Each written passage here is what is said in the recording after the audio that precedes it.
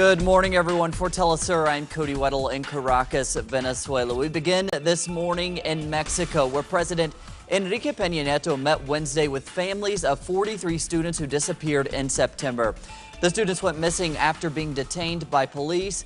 The meeting comes amid mounting national and international pressure on the government. International attention has also been focused on widespread corruption in the country. Despite that, in the meeting, Peña Nieto assured the government that the government will ensure justice is done.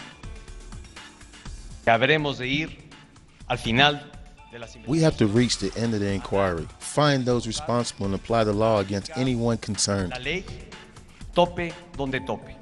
And despite the president's nearly 5-hour meeting with the parents of the disappeared Ayotzinapa students, the family members remain deeply skeptical of the government's investigation.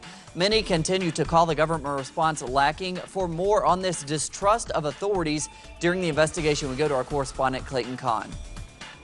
The case continued to echo in the streets of Mexico. This time, university students demand to broadcast a message of their discontent on public media channels.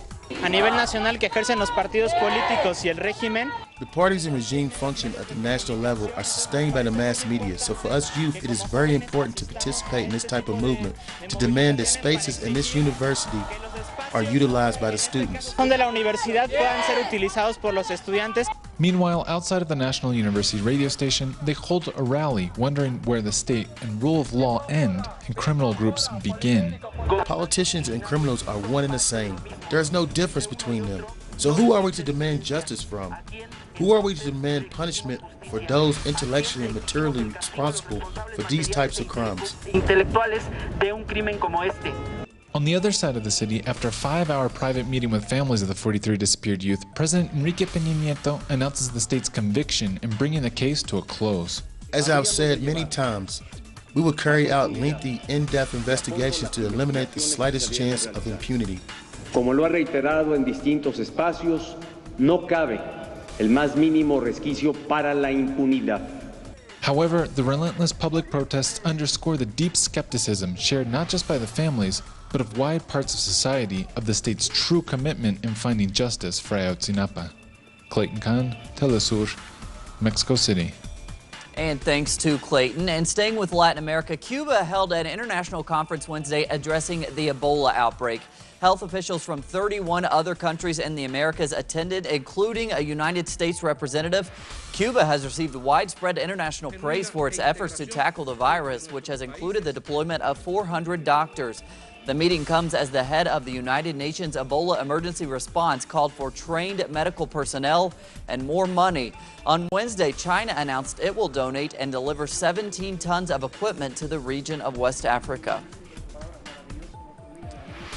Colombia's largest guerrilla group has called on the United States to accept its responsibility for the origin and escalation of the armed conflict in Colombia.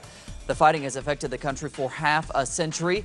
The remarks from the FARC group come during peace talks with the Colombian government that seek to end the war that has left some 200,000 people dead and millions displaced. The guerrillas have previously criticized the direct involvement of Marines in military operations. So far, the government and FARC have reached partial agreements on land access for poor farmers, the transformation of the FARC into a political party, and combating drug trafficking. They continue discussing victims' rights.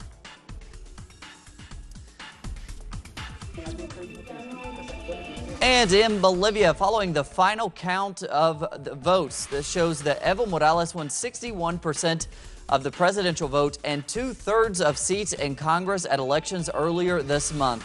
Responding to the final announcement, President Morales said economic growth and the related social and political gains made by the majority of Bolivians under his tenure drove his victory, and that nationalization of his economy was key to that. Nacionalizar, eso nos ha liberado económicamente. Económicamente, bueno. Nationalization has freed us economically from that conditioning, from that kind of blackmail that comes from the World Bank and especially from the International Monetary Fund. There's been some change in the World Bank, which now supports our participation. But the IMF worries me. It's praising our economic model, and I may be mistaken, but it worries me. Yo tal vez digo que me estoy equivocando. De verdad, me preocupa eso. University students in Honduras have taken control of university buildings in the country's principal cities. They are demanding that authorities open a dialogue with them before approving new academic policies. Here's our correspondent Gerardo Torres. After a 2-week strike in the public University of San Pedro Sula, students in Tegucigalpa have joined the protest, demanding the authorities to begin a dialogue with them to discuss the new academic reforms that would increase the requirements to be awarded a university degree. Today, the University Council and the university authorities didn't agree to speak with the students who belong to the career associations of students. They prefer to start a dialogue with the student fronts that don't represent the majority of students, but only their membership. Que no representan a la mayoría de los estudiantes, representan a su militancia. Students are not completely against academic reforms that would require grades of at least 70% and no possibility of staying in the university with lower grades. But they are asking for some other changes in return. We hope to be part of the construction of the academic reforms. If they demand 70%, they have to give us the conditions.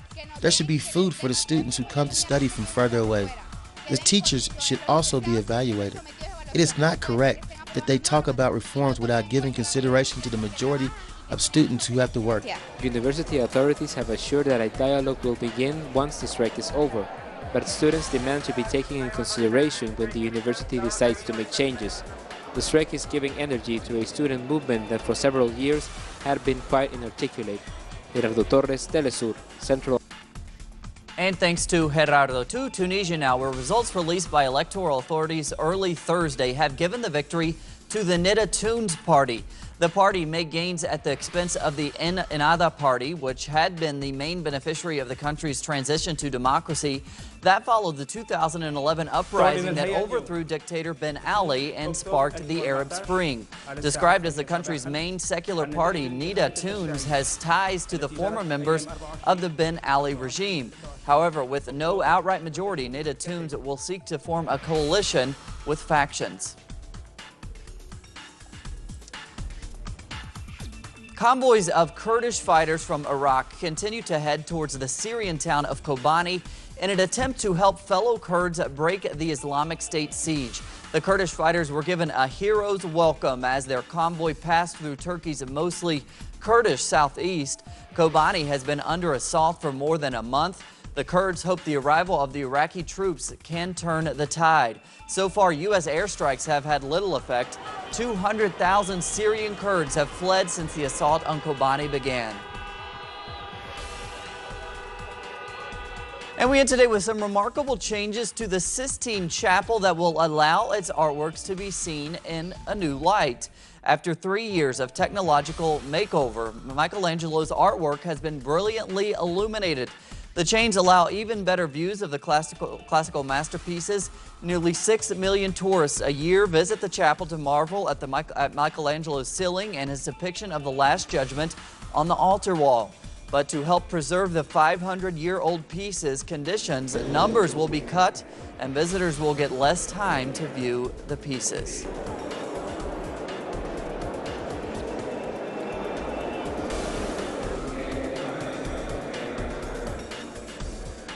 We have plenty more on those stories and others at our website, telesurtv.net/English. For Telesur English, I'm Cody Weddle. Have a great day.